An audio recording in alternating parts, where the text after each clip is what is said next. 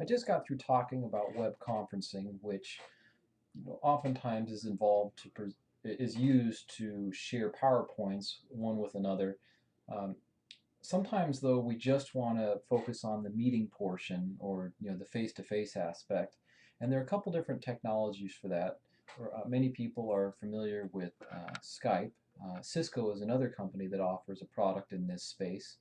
One of the things that's important, or a term that we use when we're talking about interactive video, is this idea of telepresence.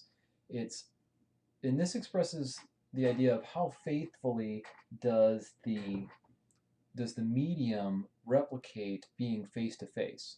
Now, Skype has a tiny little window that's only maybe an inch or two big when you're chatting, whereas Skype is meant to replicate meeting, just a full body.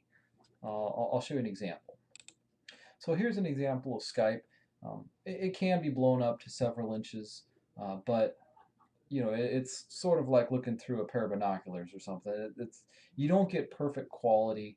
All the nuances of people's faces and their behaviors, they're not necessarily caught. And in particular, the quality of as it relates to the bandwidth, it might be too low to get really good, perfect capture of a person's motion. In contrast, here's a Cisco Telepresence system where you have people along the left-hand side that are live and people on the right-hand side, which potentially could be all over the world, but they are exactly the same size as the people on the other side, and the cameras are pretty, or the not just the cameras, but the audio is good too. So you feel like, or you're supposed to feel like, that you're in the same room with them, and this is important because when you're online, oftentimes it's easy to miss the types of things that you capture when you're face to face. So, for example, if somebody's upset with you online, or if you've offended them through chat, they can't. You're not going to know that. But if you're face to face, it's really easy to tell if somebody's bored or spacing out, like you might be doing on this video right now. One technology that's very important to a lot of businesses is document sharing. Sometimes this can be as simple as a file share that everybody has access to. Rather than opening up your C drive, you open up some type of network share. But there are sometimes you also work through custom applications or websites in order to get at documents. So one example of this technology is Microsoft SharePoint. And so you, over on the left-hand side of your screen, would click on a link that says Documents, and then you can see lots of different documents that are available for you to check out, modify, and then share with other people.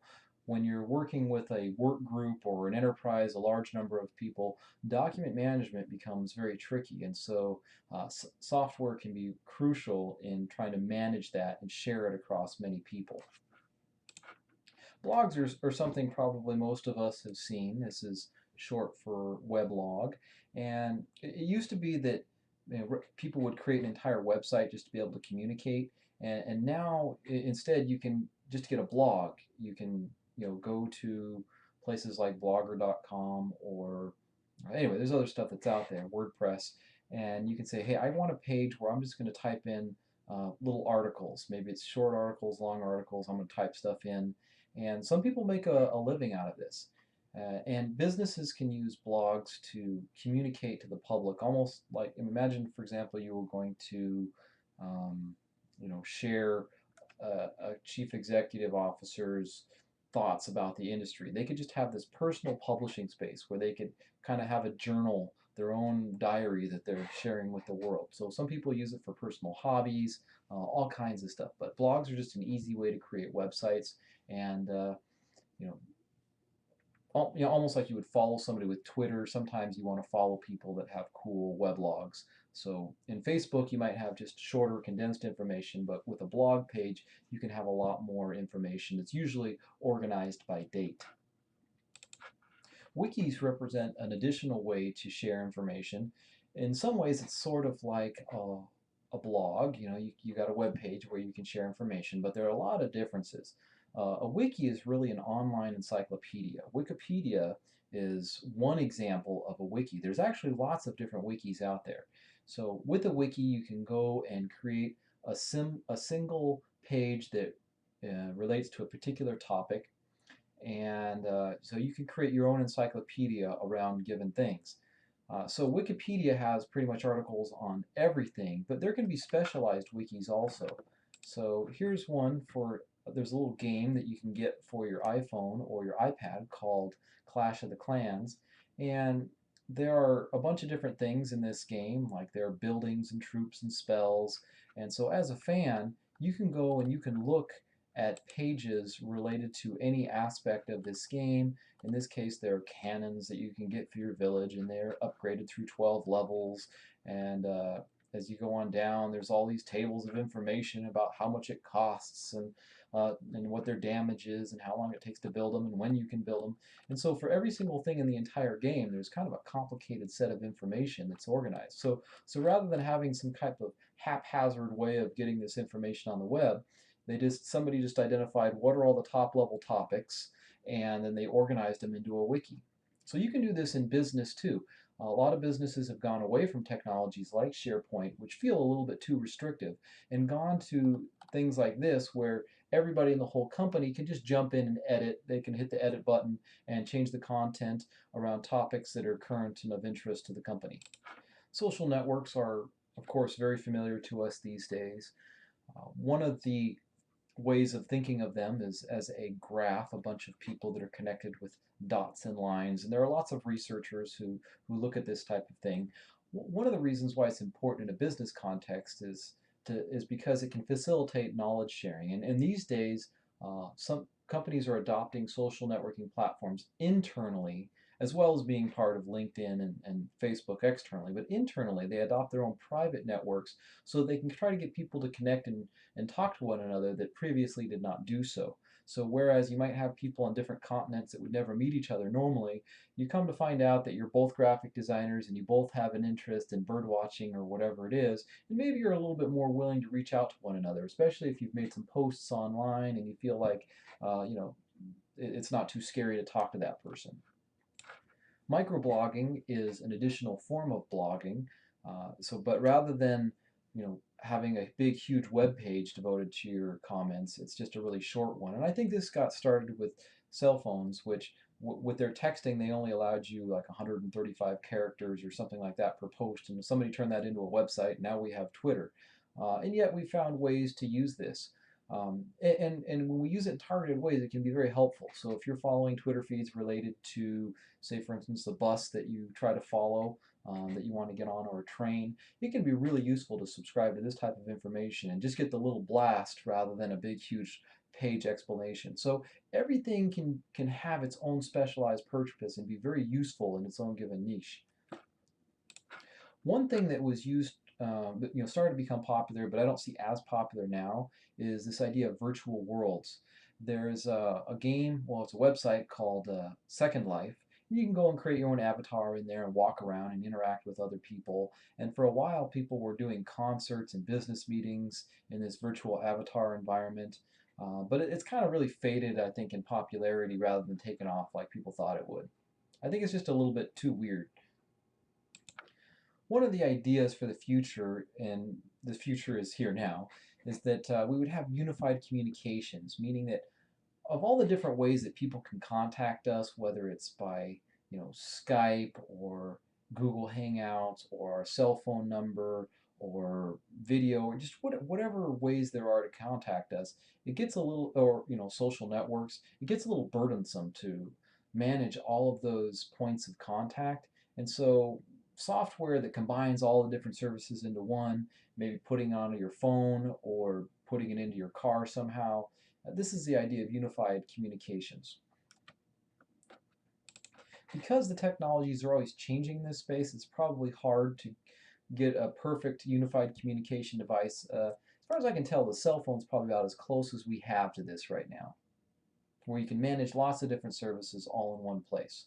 But it's nice if you can find some type of software that makes it so you have less applications to be in to keep on track of all of your communication technologies.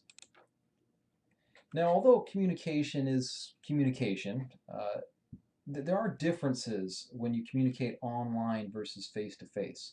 that perhaps change how people interact with people on the other end of the technology.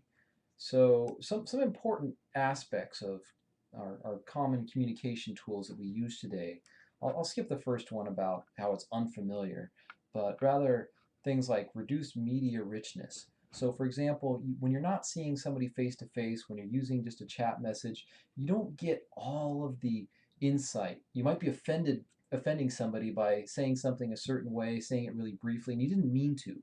That's because the communication channel doesn't give as much of your personality as if you were face to face. Greater physical distance. Because people are in different places, sometimes that makes people act differently, especially as you consider like sports forums and stuff like that. Like you might tell somebody you can't ever get to see, that they're just the biggest moron who ever lived because they look like the other team. But you probably wouldn't say that if they were sitting right next to you and they're 6'5", you know? Heightened anonymity, same idea. If you think that somebody's never going to get a chance to know who you really are and where you are, you tend to get a little bit uninhibited and say things that you otherwise wouldn't. Sometimes you don't know who the information is going to go to. You make a tweet, and as you've seen it all the time in the media, people say things all the time. They get themselves fired from major jobs because it went to the wrong person and it conveyed something that it wasn't meant to convey to that person. Because online environments aren't as rich as offline environments, it's pretty easy to make mistakes about people. Maybe just look at their last name and assume that they don't speak the language clearly or they have certain political leanings or whatever. And these things may not be true at all. But with social media, sometimes we're able to see through photos and other things like that. We can see more about the person and get more of a correct impression about them. At the same time, though, who knows? Maybe our friendship networks communicate the wrong things about us. If it's real easy to click on our friends, and maybe you don't really like them or the type of lifestyles that they lead, but an potential employer might form the wrong impression about you just by what they see there. When we talk about working in companies, we often have groups that we're a part of. And if you're in different locations and using technology, things can be a little bit strange because of that. Like, how do you hold people accountable to the amount of work they're supposed to do, like group norms? It's probably easy, it could be easy to slack in some situations and not pull your weight in ways that wouldn't be possible if you were face to face. Disinhibition, you might say things that you shouldn't because you know you'll never meet them. There are some positive things that happen though too, like status equalization. You don't know how important somebody is potentially if you're communicating online, and people tend to be more willing to put their opinions out there than they would when they're in the same room and maybe intimidated by somebody's height or overbearing personality. People are oftentimes a lot more comfortable sharing what they really think in an online environment. Trust is also an interesting topic as it relates to online groups. It can form really fast. People can jump in, and without seeing people's race and other things like that, they can automatically trust each other and get to work.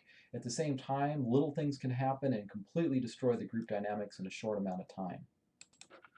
This particular slide is available on my website. It's pretty much impossible to read here. But there are some, if you are going to be working in virtual teams, which is very likely, you might want to review the tips for working in teams, particularly if you're a manager. Generally, you're going to have somebody who's leading team meetings, and if you give out some suggestions to how to operate, it can make things work a lot better.